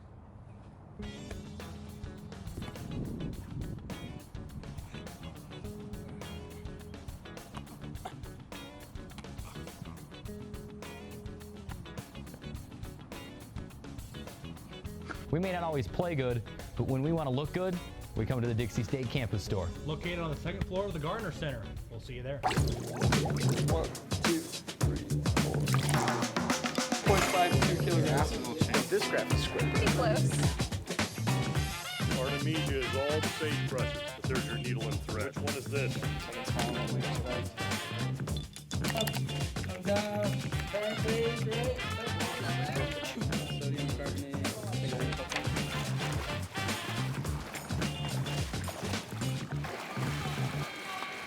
A couple of trends in this game early in the second half. Dixie State, 3 out of the last 4 from the field. But they've missed 9 out of the last 10 three-point tries. Dason Youngblood's 4 out of his last 5 from the field. Hunter Schofield's 3 out of his last 4. And Monroe Porter for the Mountaineers, 3 out of his last 4 three-point attempts. And that brings us to a 49-35 Dixie State lead, but Hunter Schofield catching, scoring with contact, and he'll have a free throw out of the timeout. We talked about that stretch where he was getting frustrated. He had a couple of frustration fouls, but you can see how he's put that behind him, and he's just found his game. You know, he's more composed. He's right back to where he needs to be. He's communicating, he's leading, and doing the things that Hunter Schofield has done at this point in the season. Monroe Porter, right wing to Will Willis. He's got a couple of three-point shots under his belt on the night. Mountaineers with 14 to shoot. Shaw behind the back dribble, guarded by Youngblood. Splits 2 defenders and is fouled. Is it Jared Green or is it Dason Youngblood? It'll be Jared Green, and that is foul number 3 against Jared. Well, that time it was just a miscommunication on the screen. The guy went to set the screen and he slipped the screen, and Dixie not communicating and losing track of some guys that led to that foul. 15:27 to go, second half. Dixie State a 15-point lead at 50-35. It's a game-high lead for the Trailblazers. Ragsdale to Rimbaugh. Just check back into the ball game. Willis thought about a 3. Now he'll take it, leaves it short. Schofield will tip the rebound to Dason Youngblood. Dason in transition leads for Jared Green. He'll score off the window. And that's where they're at their best. That Dason Youngblood rebound and get out and go. He gets the ball up the floor so quick. How nice is it, Carrick, to have a big man like Jared Green that can run the floor so efficiently? 52-35, 17-point Dixie State lead. 14:48 remaining. Here's Shaw crossing over to his left. Stops the dribble, back to Willis, to the right side, Rimbaugh. Rimbaugh, jump step, fadeaway jumper, right corner, short corner. And he left it short. Dason Youngblood, the rebound. Will whip it to Pagan-Koff. He'll catch and shoot 3, left corner, no. Rimmed it out. Coach Judkin said, hey, let's calm it down a little bit. Ragsdale for 3 the other way, and he buries it. So big swing there. Big swing. A 3 taken early in the shot clock on the Dixie State end. and miss, and then a three-point make on the other end, a 14-point game at 52-38. Trailblazers on top. 14-10 to go. Green leaving it inside for Dason Youngblood, and he wanted to dunk it, but had to change mid-flight, and he lays it in. 17 points for Dason in a 54-38 lead. 2 more points right in the paint there for Dason Youngblood, who cut perfectly right to the front of the rim. 54-38, rimbound for 3, left corner to answer, catches iron, and falls off. Jack Pagankoff the rebound. Pagankoff, your game leader with 8 rebounds tonight. Andre Wilson kicking to the left corner. Youngblood, no! How did that pop out? That was down, and it rattled out. He's saying, come on, give me that one. I'm chasing a career high tonight. Rimbound, free throw line to the left side. Shaw will pull up for 3, and he knocks it in. Carrick, these guys are tired. You know, you look at Jack Pagankoff, Jared Green's pulling on his jersey, Hunter Schofield's working hard. They've got a couple guys trying to get into the game, but these guys on the floor right now are just winded. They're tired. Wilson left corner will bounce it into Jared Green, will score it, and one. The blocking foul against Rimbaugh. He's in the restricted area, and the referee immediately pointed to that spot to signal to everybody that the back heel, the right heel, was on the line, and that's why you're seeing the and one instead of an offensive foul. Great move there by Jared Green. Dixie State using that pick and roll again. Get Jared Green a nice little look, but you know, Leighton Parker checking in, Cameron Chatwin checking in, gives Jack Pagankoff a chance to rest. Now we got Frank Stain will come in. Frank Stain. So we'll reset the floor for you for Dixie State. After all the substitutions, you got Frank Stain, Cameron Chatwin, Leighton Parker, Hunter Schofield, and Andre Wilson. For the Mountaineers, it's Shaw, Will Willis, Ragsdale, Reed, and Rimbaugh. 12:55 to go. Will Willis catches, guarded by Chatwin. Top of the key, Shaw loses, able to chase it back down. Dribbles to the baseline left side, stops the dribble, cross-court pass to Rimbaugh right wing. He tries a touch pass into the corner and it's tipped out of bounds by Leighton Parker on a 12-second shot clock. With a 57-41 lead here, 12:43 to go. You look at guys on the floor right now. You've got Frank Stain that hasn't scored, Andre Wilson that hasn't scored, Leighton Parker that hasn't scored. So Dixie going to some guys here that they need to get going in the offense. Here's Shaw. Shot clock winding down to 7. Will Willis will fire up a deep 3. It rims out, and the loose ball will go off of Ragsdale and out of bounds. Ragsdale and Frank Stain were battling it out. And it goes off of Ragsdale and out of bounds. You look at this Dixie State team, they combine these 5, they've scored 17 points. Hunter Schofield has 15 of the 17. Andre Wilson, offensive foul. Connor Shaw gonna draw the offensive foul. Andre doesn't like it. He's kind of off balance and the arm came up. Anytime that happens, yeah, it's that left just, arm. Begging for that to be called. He didn't extend it too far, but he got it in there, and Shaw draws the foul. Give Shaw credit. He fought through that screen. He got through it tough and drew the foul. 12:14 to go, second half. Approaching the under 12 media timeout. Will Willis to the corner to Shaw. Tipped, but it still gets to the intended recipient. Now Frank Stain, a steal. He'll bring it up the floor, whips it inside. Hunter Schofield, and he lays it in. What a pass. He looked off the defender and a no-look pass into Schofield, who lays it in. Beautiful pass there by Frank Stain. Saw the floor perfectly. Just nice little throw. And immediately the Coach Judkin's stamp of approval pointing at Frank on the way back up the floor. 59-41, Trailblazers by 18. Do we have a new candidate for Catering Concepts play of the game? And a three-pointer the other way. It's Ragsdale. Straight away left, wide open. He buries it. Ragsdale again, he has a way of just quieting this crowd. It's one big shot after another. When Dixie starts pulling away and getting that momentum, he takes it right back. Chatwin pick and roll with Leighton Parker, and he lays it in. 61-44, and here comes the Dixie State offense.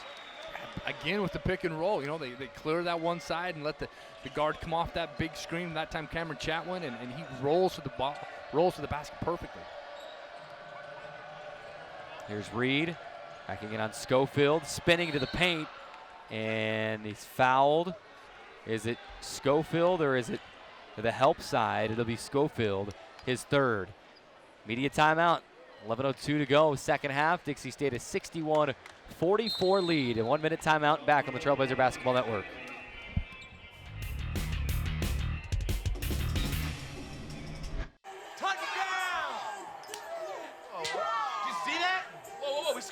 only score, we're going to the playoffs. I can't believe I missed that.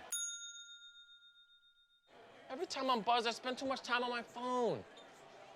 What? I should take your phone away. No. I'll call for a ride. Hey, why does my face look like that? I'm playing with these new face filters. Okay, you know what? Yep, that's mine. But I need that back. No. Kevin! There is a place where the desert comes alive, where rain breaks forth from solid stone and gardens spring from blistered rock. There is a place with enough color to make a rainbow jealous, where boulders are bigger than buildings and cliffs are higher than clouds. There is a place that will straighten your step, tighten your grip, widen your eyes, and open your jaw. There is a place. 11:02 to go. Dixie State a 61-44 lead. And coming back out of the timeout, we take a look at the Frank Stain steal. Kind of loses it, regain, and then transition. Looks off the defender. He's staring at Leighton Parker all the way, and then the no-look pass into Schofield. And Hunter acknowledges the pass all the way back up the floor, saying, hey, buddy, that's a great dish. 61-44. Dixie State a 17-point lead. 11:02 to go. Here in half number 2. Mountaineers out of the timeout. Here's Monroe Porter. Porter will bounce to Will Willis. Willis holds it right wing back to Porter in the right corner. He's made 3 threes tonight, 2 of them in the second half. Porter will bounce to Ragsdale. He's got a couple of threes as well. Step back, deep 3 straight away as the shot clock expired. Missed it, popped out, and here come the Trailblazers off the rebound. Stain whipping it to the left, into the paint now. Nichols will lay it in. He's got 6 tonight, and it's a 19-point lead, 63-44. Another great transition bucket there. That time it's Nichols running the floor. And Nichols a block on the other end. Got our cameraman, it looked like. Did it hit the cameraman? Did he maintain the shot? That is the question. Great poise. Great block from Jacob Nichols. 63-44, Dixie State by 19. Shaw, cross-court pass to the right wing. Sinkneck catch and shoot 3, swish. And with that, Sinkneck into double figures. Has scored in double figures all but 3 games this season. Yeah, well, 10 points in 13 minutes on 2 for 4 from downtown. Sinkneck, he's a pretty efficient player. And he's been stuck on the bench with foul trouble tonight. Chatwin to Nichols, right back into Chatwin, right block, banging inside with Reed, and he's gonna score it. Fake left, went to the baseline right, and laid it up and in. Set him up beautifully with that left shoulder juke, and then came back the other side. Cameron Chatwin with a solid post move. 65-47, Trailblazers by 18, 9:36 remaining.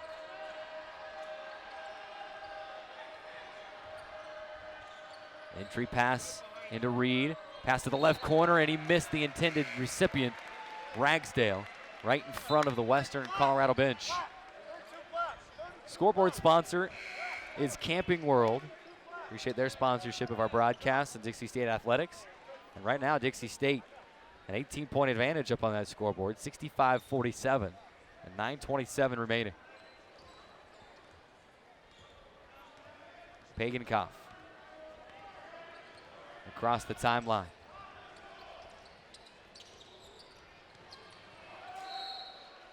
And Coach Judkins standing right in front of me. I'm going to be honest, I couldn't see what happened. Dixie State lost it out of bounds. Went off his leg, it looked like. The ball got hit and went right off his leg. I hate to admit that on the air. I don't want to sound like I'm not paying attention, but don't have x-ray vision. And the turnover the other way as Western throws it out of bounds. Well, that time Sinkneck, he had the perfect line for the pass. He knew it was going to be there. He just threw it like a baseball so hard right out of bounds. Nobody touched that. It just went straight out of bounds. 65-47, Dixie State an 18-point advantage. 9 minutes to go in half number 2. Leighton Parker, top of the key, Pagankoff. Pagankoff to Cameron Chatwin. Chatwin for 3, yes! Swirls it around and through. 68-47, another Mountain America three-pointer. And a steal on the other end is Parker getting a tip. And now he's running the break the other way. Left wing to Chatwin. Ooh, I thought he was going to take another three. No heat check there. Instead, he goes pick and roll, and he'll score inside. And a timeout.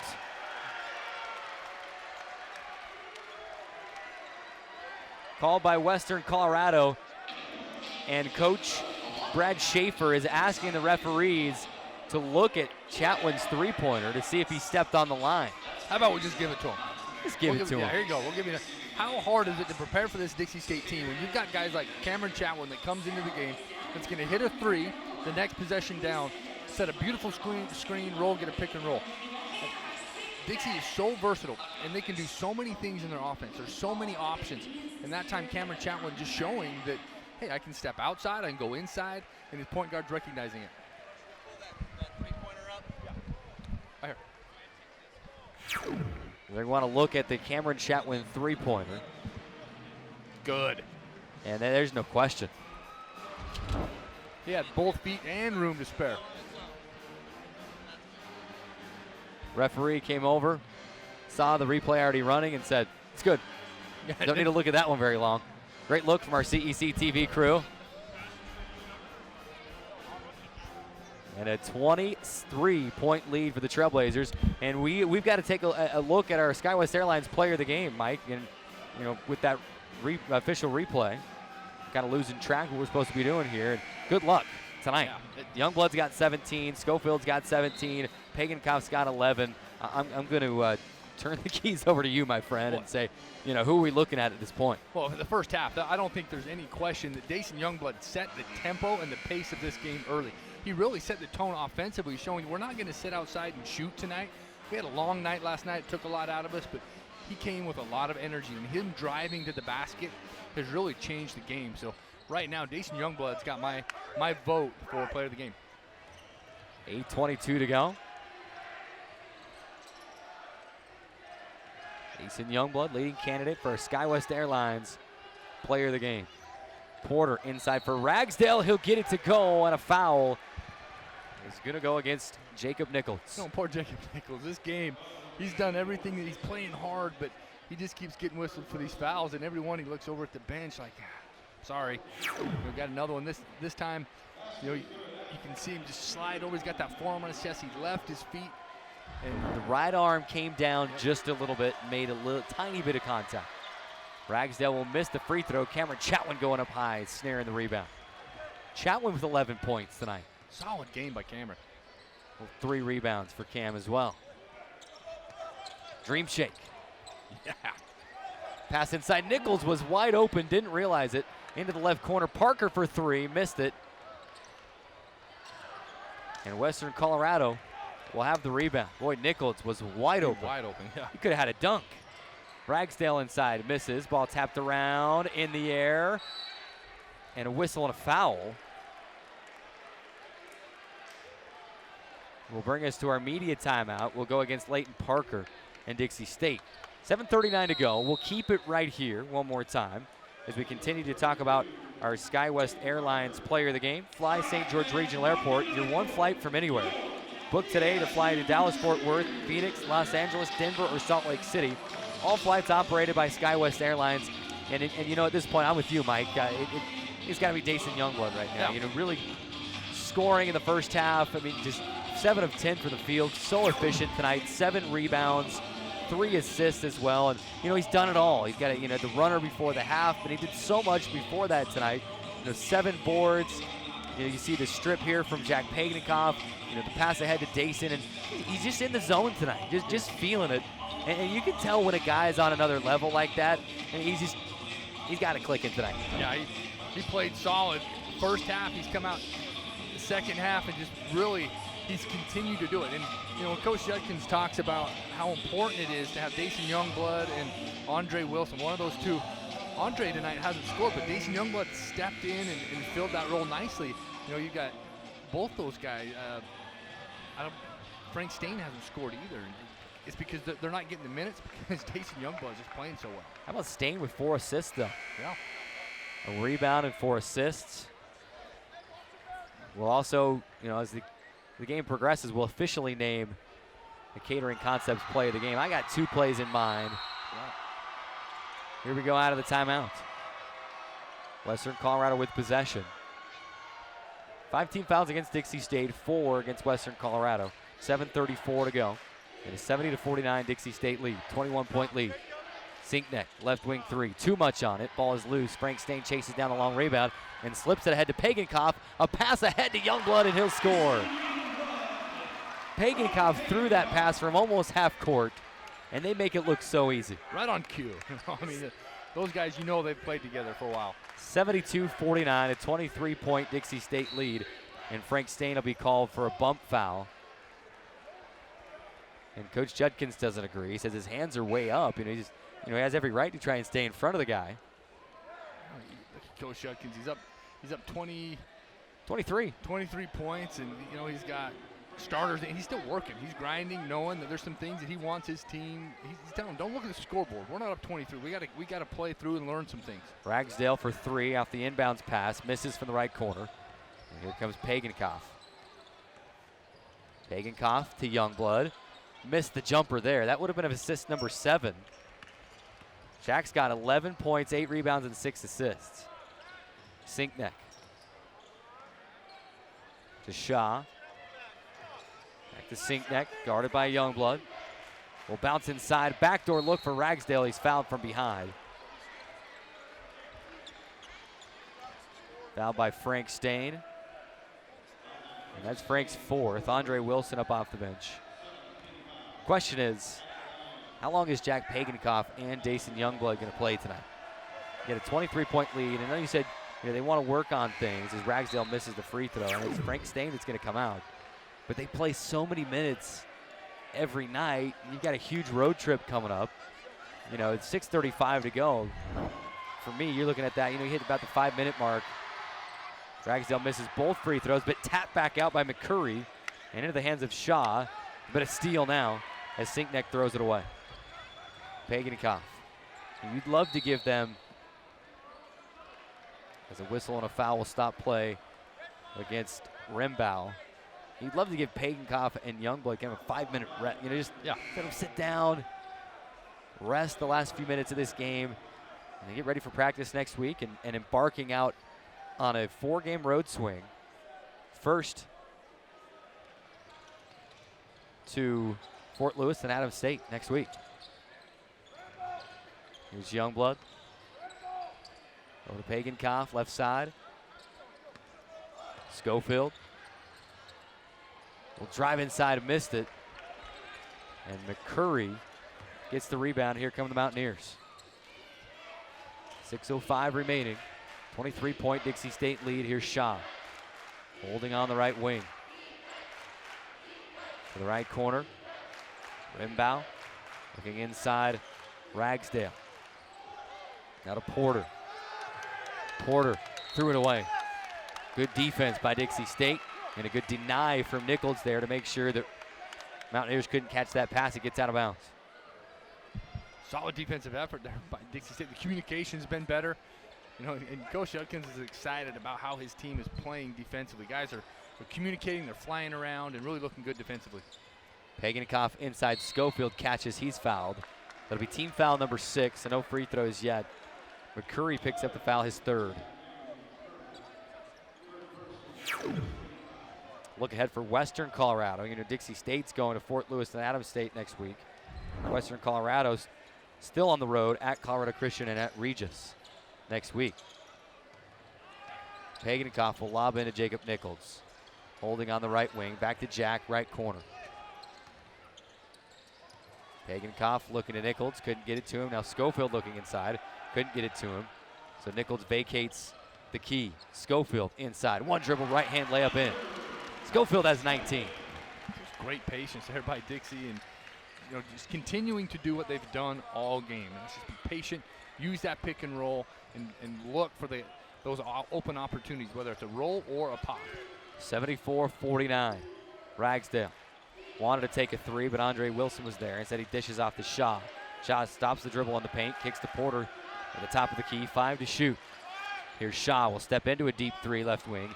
He airballs it into the hands of Hunter Schofield. 4:48 to play. Dixie working on an 11-2 run here. Pagenkopf Kicks it back to Hunter Schofield. Hunter in the lane, gets it to go. Give him the bucket. The continuation, the bucket, the foul, and he'll get a free throw. Now your game's leading scorer with 21 points. He's 6 of his last 7. So, Hunter Schofield just having a great second half. I'm really impressed with the rebounding too, Carrick. Dixie winning the war of the boards right now, 33-26. They're really rebounding the ball extremely well, and they're still under 10 turnovers with 8. Hunter Schofield again, the JUCO transfer from Salt Lake Community College, just up by 15. And there's really been not much of a learning curve for him between the 2 levels of basketball. Oh, stepped in nice. 76-49. Andre Wilson going to get his loose ball, knocks it away, and kicked it. Ball got knocked away and it was loose. The referees say that as both players were diving for it, and he did. He did kind of handle it with his foot a little bit. I guess if the ball makes contact with your shoe, it's considered a kick. You love the effort. I mean, you're a huge lead here by Dixie State, and Andre Wilson diving on the floor. 76-49. Dixie State. A whistle and a foul away from the ball. Was it Josh Newbold? Yeah. Right after checking in. No, is he going to call it on Youngblood? Dixie State up his first. 27 points. Student section showing their faith in Dixie State. Well, we got the I believe we'll win chant. We got some blood. Andre Wilson's bleeding. Here we go, Kelby again. Leighton Parker is going to check in immediately. After that play, Judkins said, that was Josh. He just checked in. And Josh, don't foul, he yells out. And Jack walks over. Jack Pagenkopf says, he didn't. It was Dason. Oh, okay. It's nice when you're pointing. Stop fouling, guys. I don't care who it is. Free throw up and in from Seekneck. 76-50, Dixie State a 26-point lead. Give us a good time to take a look at some of those other scores. And Westminster, a 15-point lead, a 15-point win, 77-62 over Colorado Mesa. Man, that's not a team we want to see peaking right now. No. And Black Hill State is starting to pull away from Pueblo, 80-68 with 6:52 remaining in that game. Youngblood, baseline left, will go in and flush it with 2 hands. The elevation, the throwdown. 21 points for Dason Youngblood. And possibly the exclamation point, the cherry on top of his performance tonight. Season high is 27 points. He's getting close here with 21. Porter to answer, fadeaway 3, right wing is short. Offensive rebound for Shaw, the Mountaineers. 3:45 remaining. Rimbaugh will drive inside and lay it up and in. 78-53 and 3:35 to go. And it's just me. That for me, the upcoming media timeout, Pagenkopf's done, Youngblood's done. Yeah. Get him out of this game. Parker, baseline left. He'll drive, kick it to Nichols. Fake the pass to Youngblood. Now give it to him. 3:23 to go. Pagenkopf into the left corner. Youngblood thought about a 3, decides against it. 8 to shoot. To Jack with 5 to shoot. To his left, bounces in. Nichols will catch and score. Jacob Nichols has 8 points. 80-53, Dixie State by 27. 3:02 remaining. Here's Rimbaugh. Jamar Ergas is up off the bench. He's going to check in. Appeared in 3 games this season. 2:50 to go. Now, Rimbaugh for 3. Chatwin up off the bench. He's going to check in as well. Shaw, the offensive rebound. The putback, no. Josh Newbold, the rebound. And Coach Judkins wants a timeout just to get some guys in. He's saying we got to get those 2 out. Make it a quick one. I believe that's the second timeout he's called all game.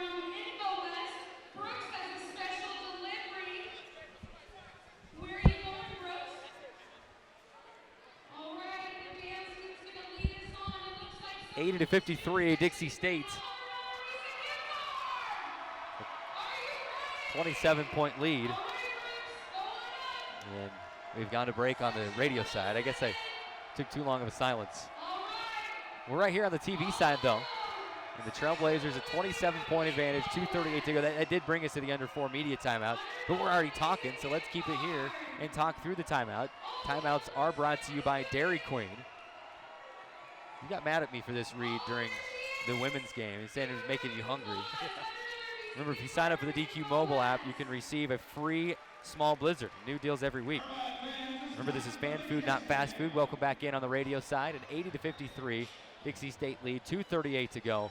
And we're going to have a line change coming back in after they break the huddle. We'll let you know everyone coming back in. But you know, what a game by Dixie State tonight. You know, it was not necessarily a slow start per se, but Western Colorado did some things early and kept it close. And then Dixie State has been able to pull away in this game and, you know, win this game how I think everyone expected them to. And to come in here and, you know, big win last night over Colorado Mesa, and then Western came in with a lot of momentum. They want to try to win this game. And then Dixie State showed that we're not going to be pushed around on our home floor.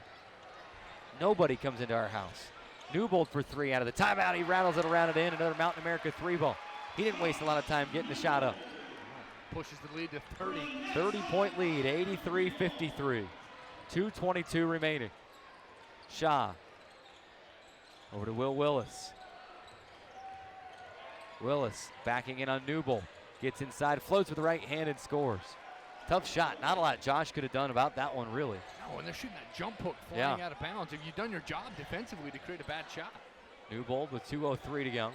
To the right side, Jamar Urgas. And Youngblood's still in the game. Kicking a Newbold, another 3. And this one was short. Cameron Chatwin saved it in, but only red jerseys around him. Rimbaugh, baseline left, missed it. Cameron Chatwin the rebound. Youngblood has played 32 minutes tonight. 133. Urgas pick and roll with Chatwin, and Chatwin scores it. And a timeout taken, and now we're going to put some other substitutes in. Mark Hatch into the game, Brock Staley into the game. And they're saying, Coach, why didn't you put me in at the other timeout? Quick timeout, substitution timeout, and ready to go. 85-55, Dixie State a 30-point lead.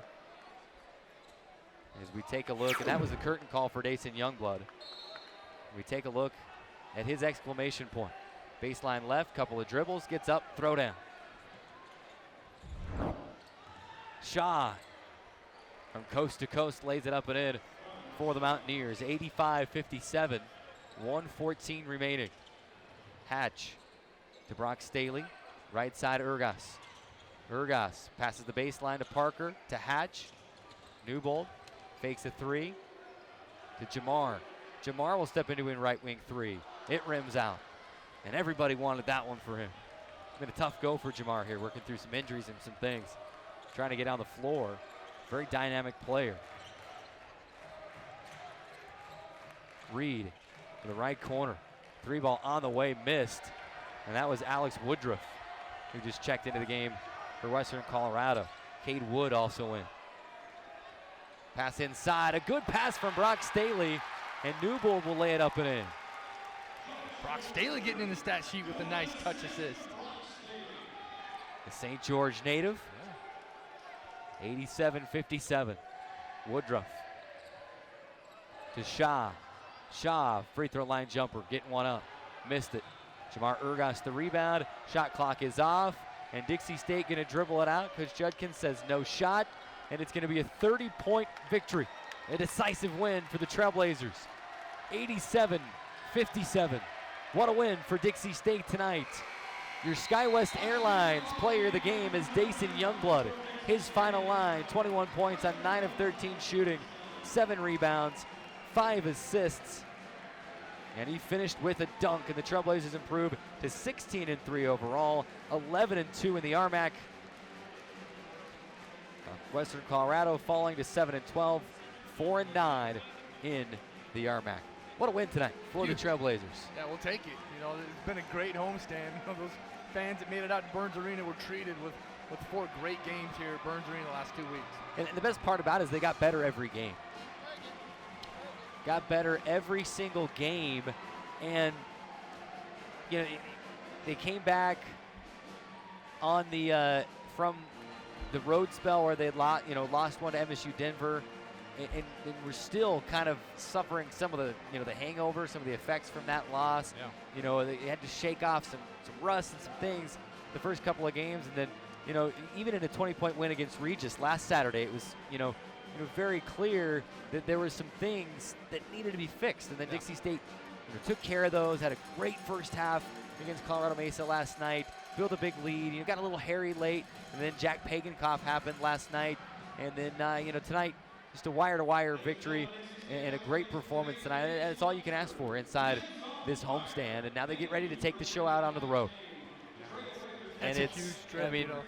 You go Durango, Colorado, for Fort Lewis to Alamosa, Colorado. that's going to be a beast. You just hope and pray that by some miracle there's no weather, because that's going to be a beast. And then after that, the return trip for these games this weekend to Gunnison, Colorado, and the highest college basketball gym in the country, nearly 7,800 feet there in Gunnison. And then you drive back down the hill to Grand Junction to Colorado Mesa. And the Mavericks, after going 0 for 2, they lost to Westminster tonight. They want a shot at these Utah teams again. That's right. And it's going to be a beast, a whale of a road trip.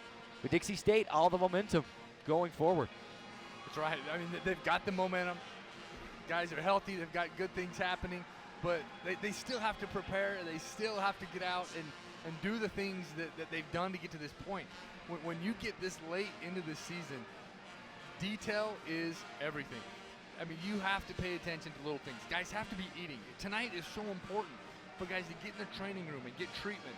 And even if they're not hurt, resting and taking care of themselves and eating well and getting sleep and going to class, those things mean a lot.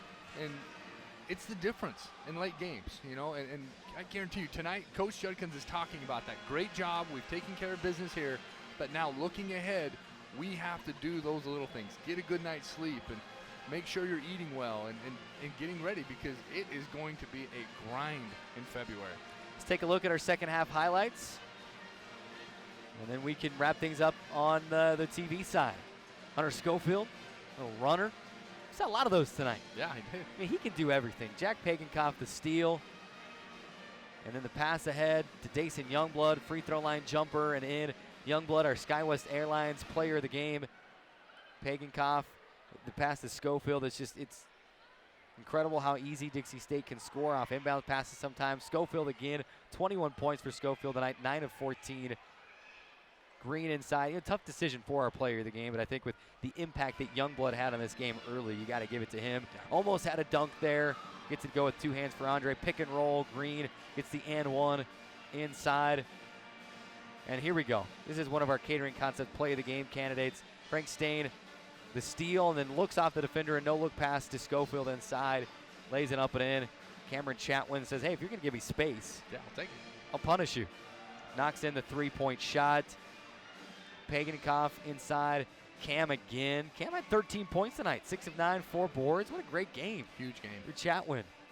Youngblood hanging and scoring on a great pass from Youngblood, or from Pagankoff.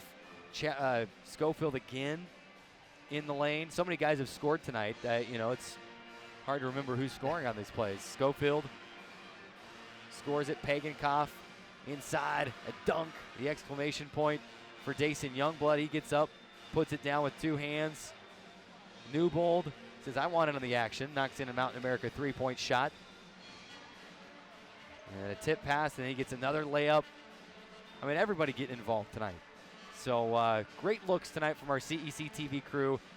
If we can, if you still have it, I'd love to go back to the Jack Pagankoff crossover, step back, put his defender on the floor, because for me, that's the catering concept play of the game. Yep, I agree. If they've still got it on replay, I don't know, they may be shutting some things down in there. If you've got it, let's look at it. If not, here we go, right here. Catering concept play of the game. He put Porter on his backside and splashed it home. What a play. Trailblazers win it 87-57, and that'll do it for us on the TV side. Thank you so much for tuning in if you're watching. Hey, if you want to listen in head over to RadioDixie913.com, and you can listen to the post game and listen to Coach Judkins joining us on the Guru Sports Grill post game report. But that'll do it for the TV side. On the radio side, let's take a 3-minute timeout and come back with the Guru Sports Grill post game report.